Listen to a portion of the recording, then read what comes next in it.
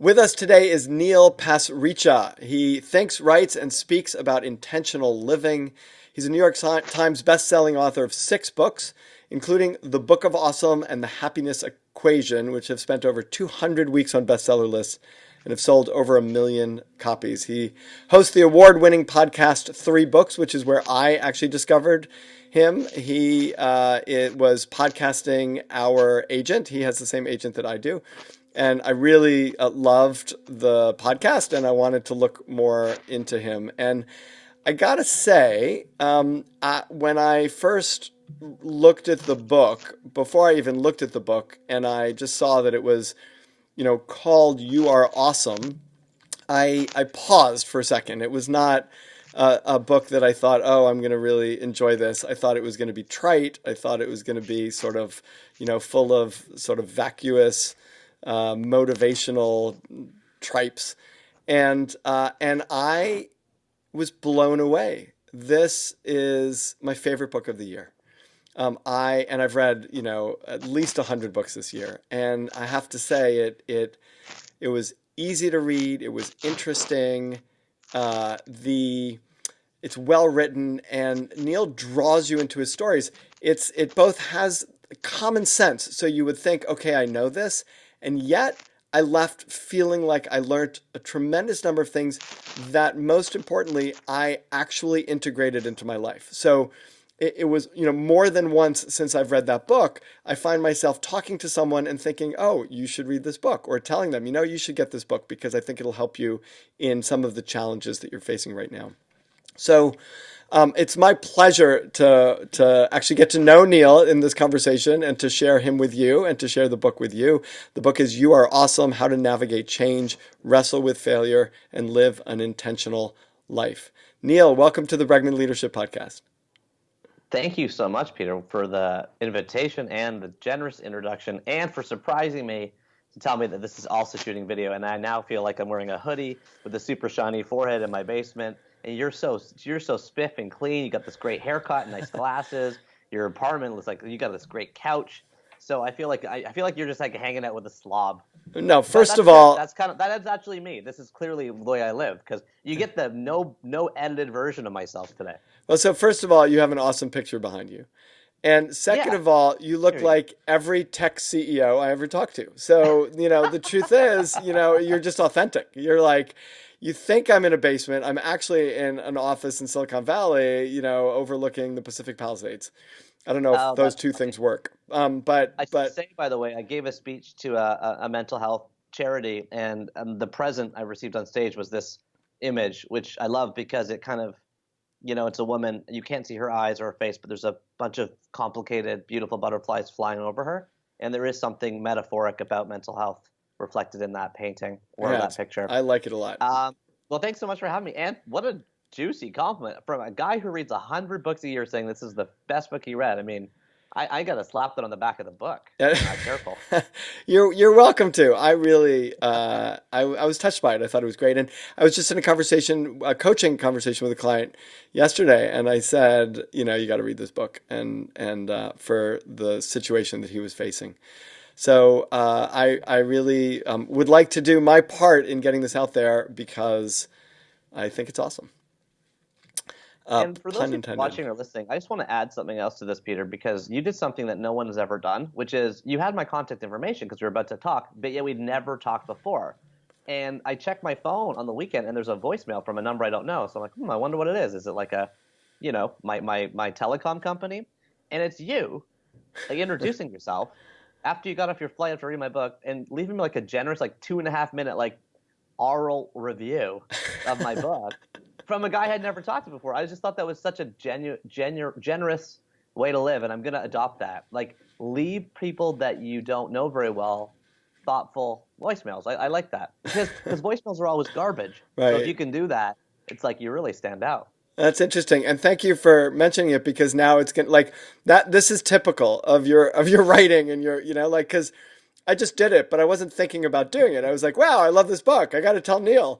And now that I think about it, I'd like to do that more, because it's kind of pointing out something that actually can affect my behavior. But I will do that more. But thank you I'm glad that you enjoyed getting that voicemail, and I enjoyed leaving it. You're welcome. Good voicemail is becoming like good real mail. It's like becoming gold, you Right, know, right. It's in true. And people society. don't call so much anymore also. So you sort of stand out a little, I get 100 emails, but how many calls do I get? In a couple hours. Okay, let's jump into the book because I want to. But actually, before we jump into the book, we were just having a conversation that I wanted to have on air Sure. because the book feels like it's effortlessly written. Like you just sat down one day and you had an inspiration and you were, focused on some issues you were facing in your life and you were working it through and you start from finish and a couple of hours later you're done writing your book and it gets published 4 weeks later. That was not your process. No, and I should mention that as a child, I was taught to love books that were deeply accessible. My elementary school librarian introduced me to a book called Sideways Stories from Wayside School by Louis Sacher, Sacher. I was blown away. Mm-hmm. So I started falling into like Mad Magazine, Archie Comics, and I started loving reading. No one ever judged me. No one ever said you're reading the wrong things. No one ever said you got to read Laura Ingalls Wilder, read something good or something. No one ever said that to me. So I just loved reading. Right. Over time, that was hammered out of me as an adult when I was told what to read in college and university and stuff. And then as an adult today, as a writer, I always aspired towards making my writing, as you said, simple, clear, accessible. The best compliment I can get is my 28-year-old son never reads books, but he loves yours. Or we leave it on the back of the toilet because everyone in our family likes to flip through it. Or I can't believe it. I read your book in 2 days, and it usually takes me 3 months to read a book. That's all purposeful. And yes, Peter, it takes a tremendous amount of edits because like one whole edit is just removing semicolons.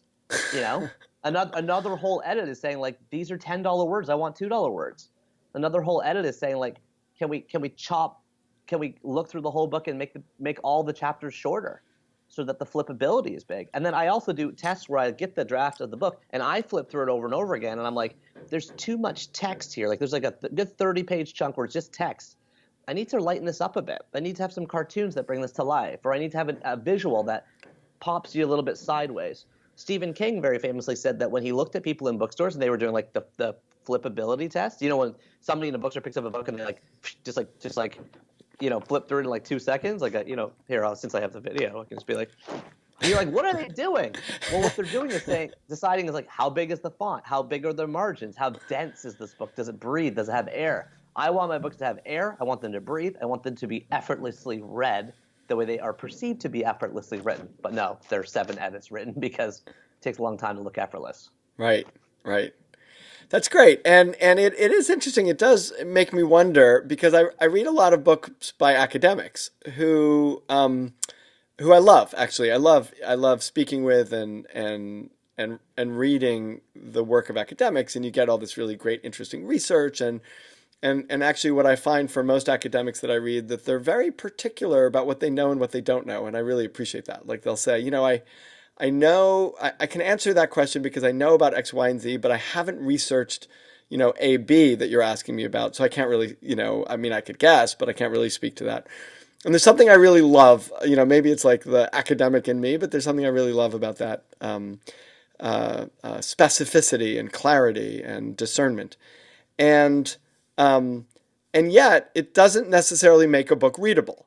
Right? It doesn't make it easy to read. Like there's a lot of information, and I think there's a requirement in an academic environment, even if you're writing a popular book, to be taken seriously. Like there are people who I know, who I really like, who I'm friends with, who have, and I had like 21 blurbs on my last book, or 30 blurbs. I don't even know how many, but I got a lot of blurbs from really great people. But I have certain friends of mine who are academics who would not blurb my book. And the reason they wouldn't blurb my book is because they said, they didn't really say this, but this was my understanding, is like, I'm in an academic environment. I only want to blurb a book with like a whole bunch of notes at the end that, really show deep research. But that doesn't. This makes me so mad. This is people proffering up a bunch of hot air, trying to sound smart. You know who's smart? None of us. None of us really knows what the universe is. None of us knows why we're here. None of us knows what happens after this or before. None of us can even absorb a tiny, minuscule percentage of everything available on Earth. Not its information, not its people, not its knowledge, not its wisdom, not its art, nothing. If you don't live in a permanent state of awe of how, wow, like I'm conscious here. I get to like, I can pick up a leaf. Like this is my first book, the Book of Awesome. It's like, if you can't live in that state, then that's where we need to help you get to. And so all these bone dry books of thick notes and all this stuff, toss them in the fire. No one's reading them anyway. And Neil! By the way, a lot of academics, I think, have a great voice. Right. And if you have a great voice, then we will read your book. Carol Dweck wrote Mindset. That book has a great voice in it. Right. Malcolm Gladwell has a great reading voice. He's pretty academic, I'd say. Right. Certainly a lot more than me. Right. So Adam Grant, Dan Pink. Like, there's people out there that can live in that world and translate it into accessibility. And I don't mean to be so hard on it. I don't like the sake. I sense what you sense. A lot of books use big words for the sake of it, and it's just, I'm tired of it. That's what got me. That's what lost my love of reading when I was in college and university. Being forced to read thick, serious tomes because they were weighty and important. You can communicate that stuff in a simple manner. Look at Richard Feynman's stuff. The guy's won the Nobel Prize of Physics, and his book, Surely You're Joking, Mr. Feynman, is super accessible. So actually, it's amazing if you have super intelligence and you can translate stuff simply. That's the ultimate mark of intelligence. I love it. And Neil, you talk about, I mean, what you just said, I think is so important that I want to reiterate it, that we don't know anything. like we don't know anything. And we don't know what we are. And research actually, in many ways, doesn't tell us anything. Like it's so, like you find, like, just look at nutrition research, and you could look at all of the data, and everything's telling you contradictory things. And like, you could parse it out, and you can kind of figure, some things, like, probably if you on a very, very basic level, if you eat too much and you don't exercise enough, you're going to gain weight, right? And look at the most popular nutrition writer, Michael Pollan. Eat food, right. Not too much, mostly plants. Eat real food, right? The end. Right. So, but I think that mindset really needs to be brought into all of this work, which is, like, we have experiences, and those experiences can bring some wisdom. And every reader, it's like the sort of Buddhist view, which is, don't take what I'm telling you at face value. Try it, and if it works for you, great. And if it doesn't work for you, throw it out. Like, but I don't need to convince you of anything. What's that? I love the Seinfeld lilt on that. I'm a New York Jew. What can I say? That's great. It sounded so. I get that sometimes too, the way I talk. So this is great. I totally agree. Cool. So now that we've trashed most of our peers, and I love them. I have very nice conversations with them too. Okay, let's start with, because I think everything starts here, and I've actually used this story in my writing, and I think it's a great story. The farmer and the horse story. Aha.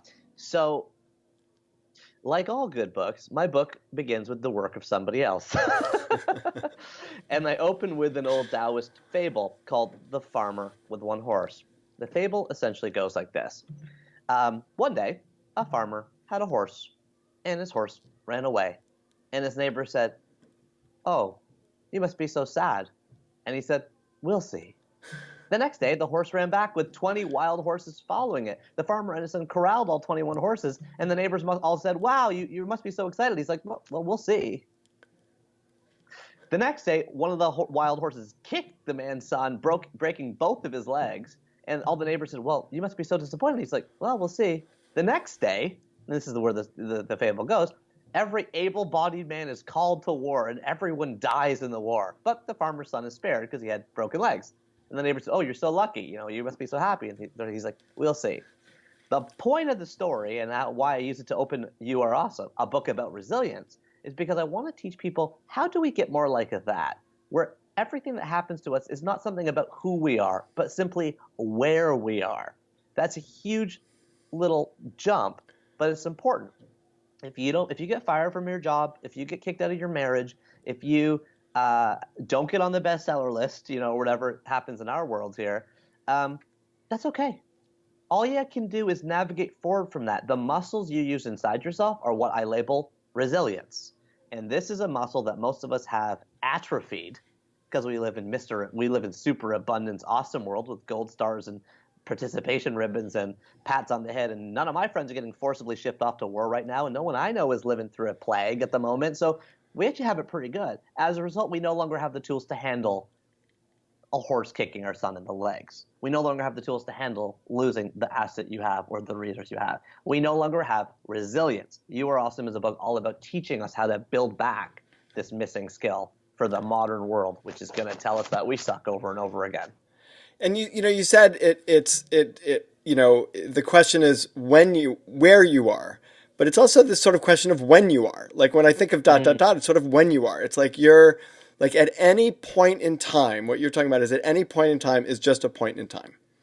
And we always look at where we are currently or when we are currently, like this moment in time, we look at as the finality, and everything else is behind us leading up to this moment. But in reality, there's another moment it's leading up to, and we just don't know what that moment is.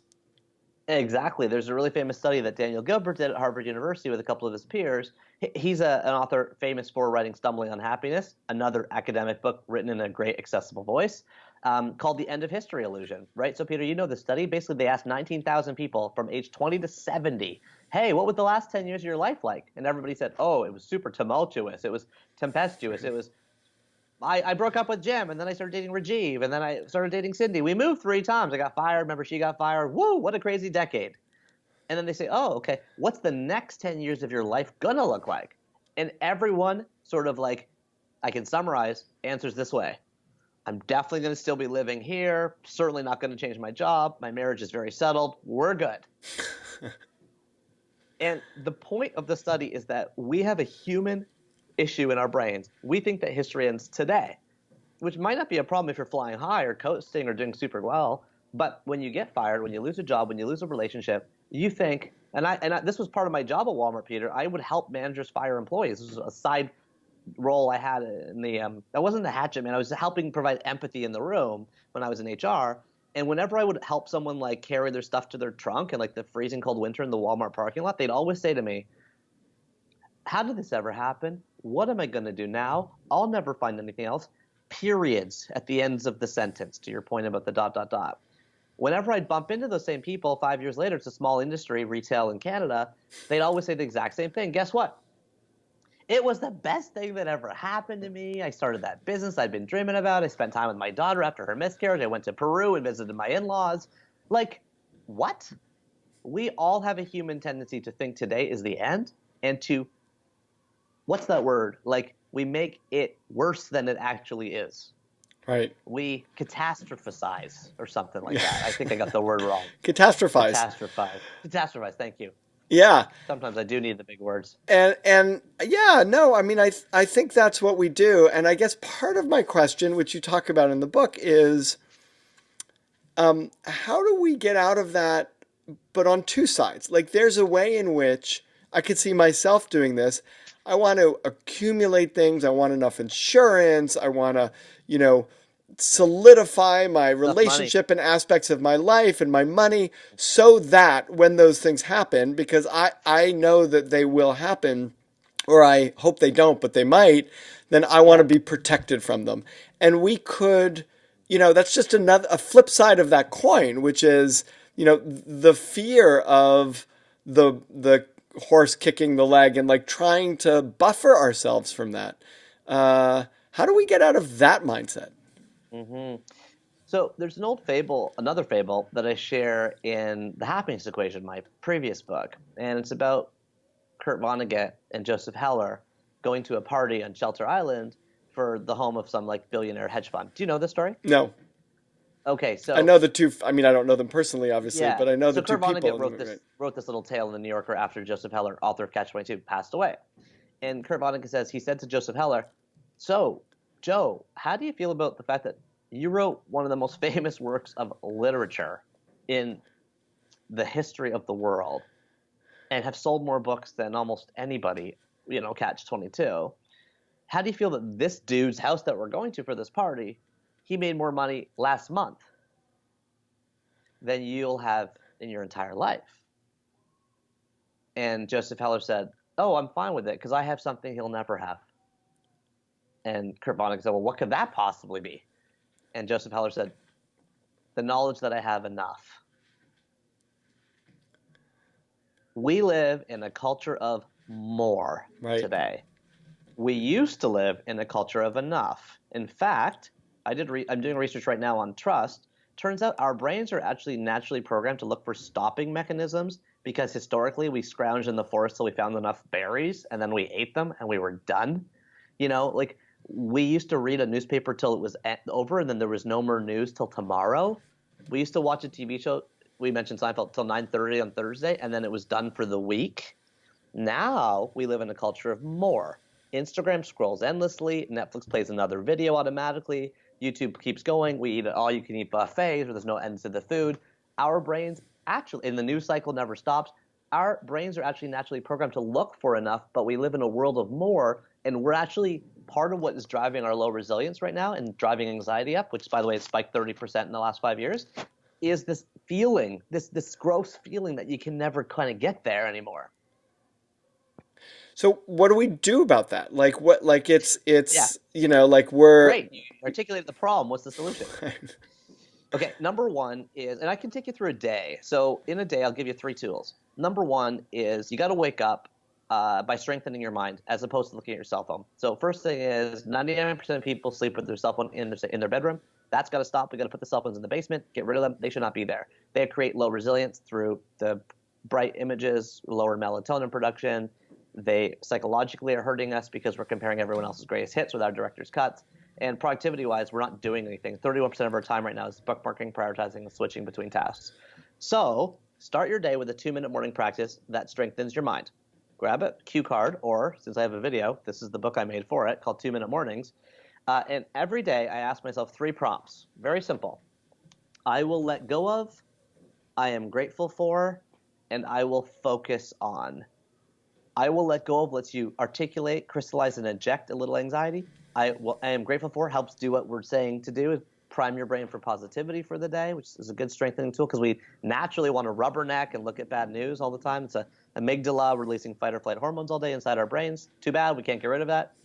It's what got us here, but we took over the planet. Awesome, but that's still there, thinking that everything's going to kill us. And the third one is I will focus on. Carve a will-do list from your endless could-do, should-do, avoiding decision fatigue. So how do you get rid of some of these problems I'm talking about? How do you develop resilience? The number one thing you need to do, Peter, is start your day with a 2-minute morning practice, asking yourself on a piece of paper what you will let go of, what you are grateful for, and what you will focus on. And can you let go of something just by saying, I'm going to let go of this? Turns out you can. Research in Science magazine called Don't Look Mad in Anger by Brasson and a group of colleagues shows that crystallizing and ejecting an anxiety actually reduces or eliminates your regrets as you age and increases your contentment. The example I like to use, and I use this in You Are Awesome in the book, is look at the Catholic confession chamber. People used to get down on their knees, and I shouldn't say used to, so many still do, and say, bless me, Father, for I have sinned. You can picture it from the mobster movies, right? Like I put Big Tony in a vice under the deli, And it turns out that confession is actually baked into many world religions, including Judaism, Mormonism, Islam, Buddhism, etc. The idea of confessing or saying something that you are trying to get rid of or admit to helps. Remember, we didn't used to have therapy for most of our 200,000 years of existence. Unfortunately, according to Reader's Digest, National Geographic, get those 2 magazines confused in my head, the fastest growing religion in the world is no religion. So we live in an age where we no longer have the venting framework. Therapy itself is quite unaffordable for a lot of people or simply not available if you're in the public system. So I advocate writing down an anxiety. And I write down serious stuff. I write down like, I will let go of yelling at my 3-year-old yesterday for not putting on his shoes fast enough. What a horrible thing for me to do. It's a terrible dad move. I feel bad about it. I'm guilty of this. I feel like a terrible person. But when I write it down, I just don't think about it all day. I will let go of the 5 pounds I gained over Thanksgiving. I will let go of comparing myself to Tim Ferriss. Write it down. You compare yourself to Tim Ferriss? I used to. But then I wrote it down and it's gone. And it's gone. And it's just gone. So he comes out with something new, and you don't. Well, because I see the guy, and I used him as in the sentence I just said. He's like a metaphor for the quote unquote person I'm currently comparing myself to, Right. and the name of who I write down that might change. Right. But it just reminds you that you're not in a race neck to neck with some other person. Drop a book and have it be number one on the New York Times bestseller list for the next 6 months straight, just by like the fact that I email my friends. I can't do that, so I should stop comparing myself to that. Right. Do you know what I'm saying?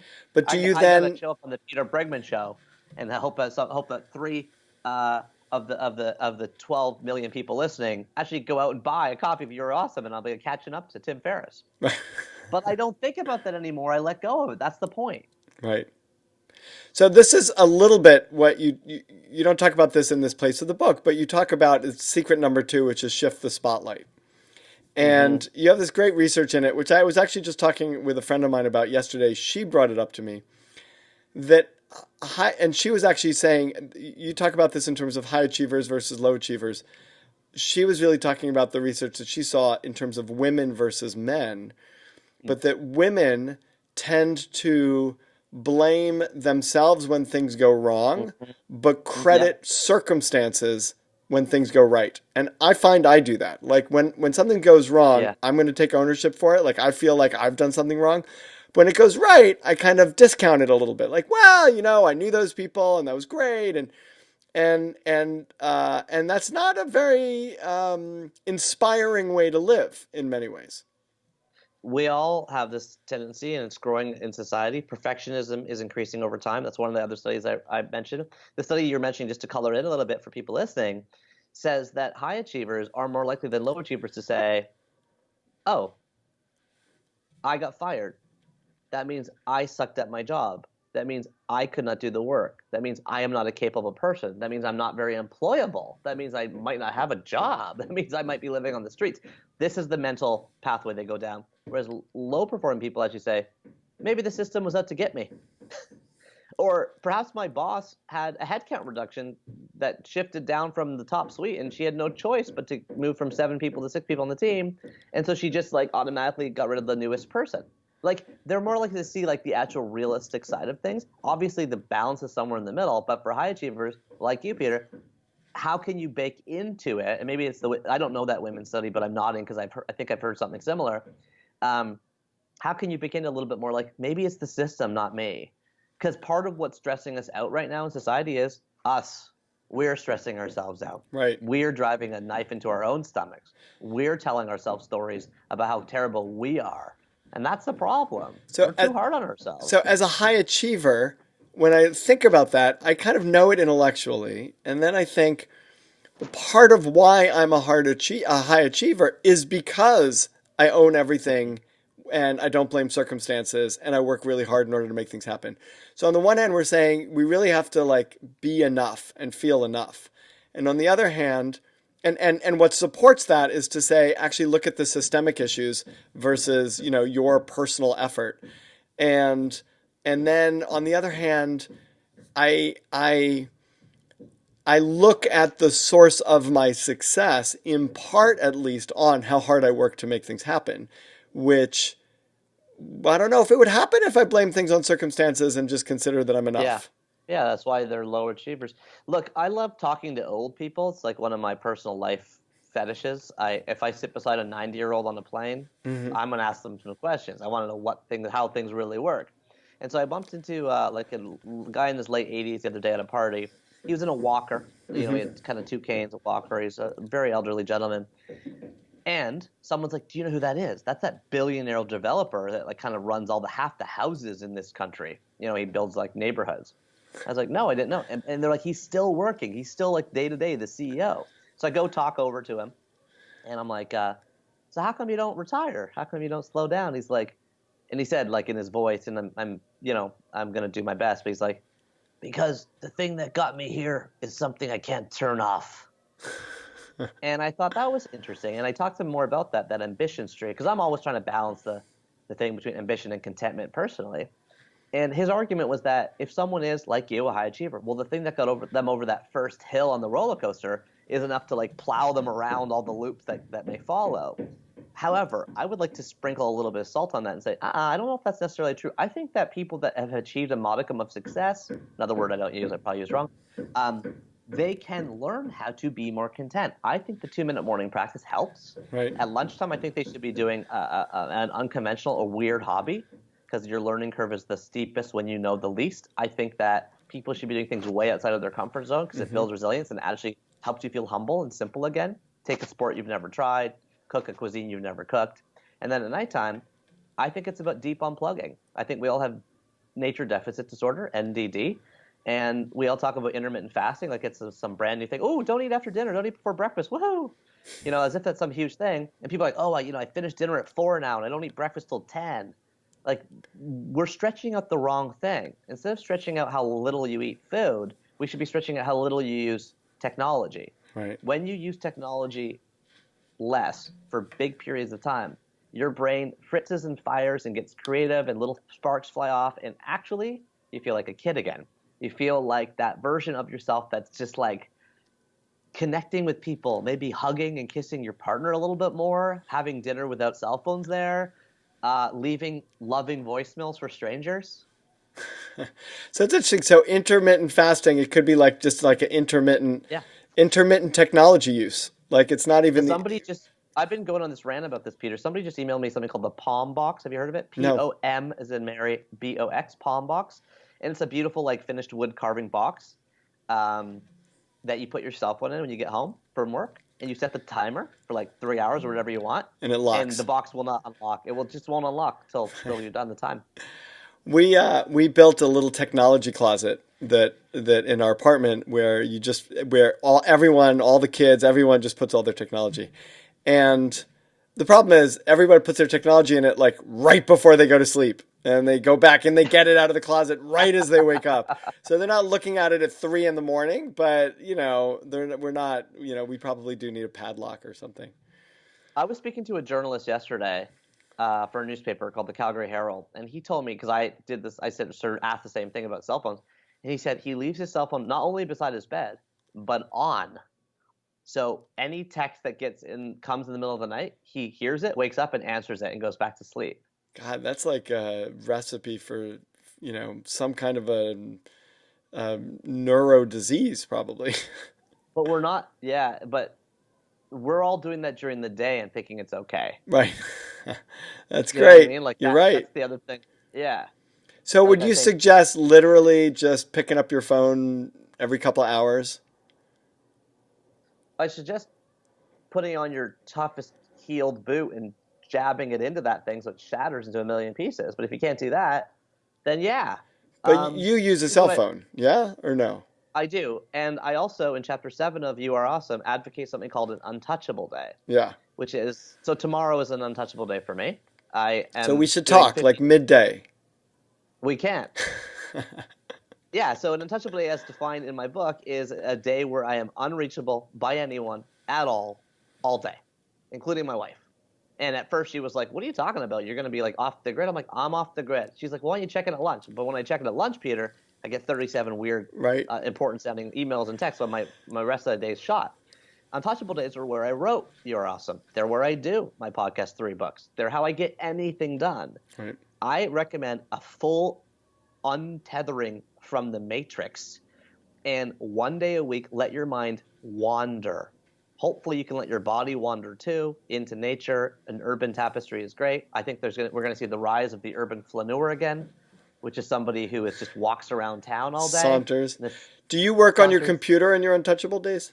Yes, with one rule. Off the Wi-Fi little thing in the corner cannot ever go on. Right. So if you're doing research, so you can't go online to do some research or something, you just have to keep doing whatever you're doing. Exactly. And guess what happens? It's fine. I just put like 10 asterisks in my writing saying like insert research here and I'll find it later. And then I can keep writing. On a normal day, I will write 500 words. On an untouchable day, I can sometimes hit 5,000 words in one day. Right. That's like, so I send out a bi-weekly article on Wednesdays. That's like 3 articles. Like that's like my next 3 are done in one day. Right. People are like, well, how People say to me all the time, how do you get so much done? The number one way I get much done is I have Untouchable days. And for people listening, they're like, oh, that's easy for you to say. You're a writer. The reason I'm a writer is because of the Untouchable days. I don't get to do Untouchable days because I'm a writer. It's causal. It's not, you know what I mean? Right. It's causal in one direction, not the other direction. I think so. And I stole this idea from Dave Cheesewright, who was my boss at Walmart. He was the CEO of Walmart Canada, then Walmart International. And I would notice him, and I write about him in You Are Awesome a little bit and in The Happiness Equation. He's a big mentor for me. I was like, this guy's got no cell phone. He doesn't even have one. He doesn't even use email. No one, if anyone emails him, he's the company CEO, so he has an email address. He never replies to anyone. And when you stop doing that, no one writes you emails. Right. So I was like, how is he being the CEO, but he doesn't have any contact? And he just wanders around. He's wandering around the hallway, talking to the executives, talking to the people. He'd go into the Walmart store at 3 a.m, work an overnight shift. Then he'd come in the next day and say, there's a problem with your operations system, because he'd seen it firsthand. Right. And guess what? He was the best CEO people adored him, and he was very, very, very successful. Right. And he had no contact with anything. It's great. I've so loved this conversation, Neil. The book is chock full of interest, fun story. There's a lot of information, and there's an arc to it, and there's a story to it. So I really, we've just touched on a couple of elements of it, but it's well worth the read. We've been speaking with Neil Pasricha. You Are Awesome: How to Navigate Change, Wrestle with Failure, and Live an Intentional Life. Neil, thank you so much for being on the Bregman Leadership Podcast. Thank you so much for having me on the Bregman Leadership Podcast. I am flattered to be invited.